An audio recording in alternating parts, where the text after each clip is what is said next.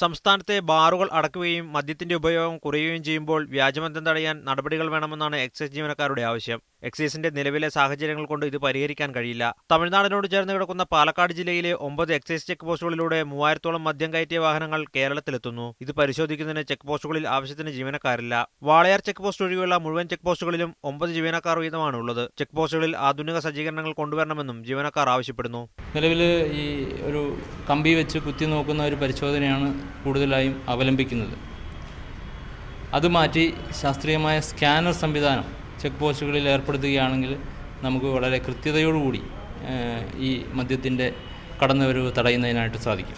ഊടുവഴികളിലൂടെ അന്യസംസ്ഥാനത്ത് നിന്നും മദ്യം കടത്തുന്നത് തടയുന്നതിനായി രാത്രികാല വാഹന പരിശോധനയും ആവശ്യമാണ്. പാലക്കാട് ജില്ലയിൽ നിന്നും 2.5 ലക്ഷം ലിറ്റർ കള്ളാണ് ദിനംപ്രതി മറ്റു ജില്ലകളിലേക്ക് നിയമപ്രകാരം കൊണ്ടുപോകുന്നത്. കള്ളിന്റെ അളവ് പരിശോധിക്കുന്നതിന് മാത്രമാണ് എക്സൈസിന്റെ കൈവശം സംവിധാനമുള്ളൂ. കള്ളിന്റെ ഗുണനിലവാരം പരിശോധിക്കപ്പെടുന്നില്ല. എക്സൈസ് ഓഫീസുകളിൽ ഭൂരിപക്ഷവും പ്രവർത്തിക്കുന്നത് വാടക കെട്ടിടത്തിലാണ്. വാഹന സൗകര്യങ്ങൾ ആവശ്യത്തിന് ഇല്ലാത്തതും മദ്യവും മയക്കുമരുന്നും പിടികൂടുന്നതിന് തടസ്സമാണ്. സർക്കാരിന്റെ പുതിയ മദ്യനയം സ്വാഗതം ചെയ്യുമ്പോഴും മദ്യത്തിന്റെ ഒഴുക്കു തടയുന്നതിനുള്ള സജ്ജീകരണങ്ങൾ കൂടി വേണമെന്നാണ് ജീവനക്കാരുടെ ആവശ്യം. സാജിദ് അജ്മൽ, മീഡിയ 1, പാലക്കാട്.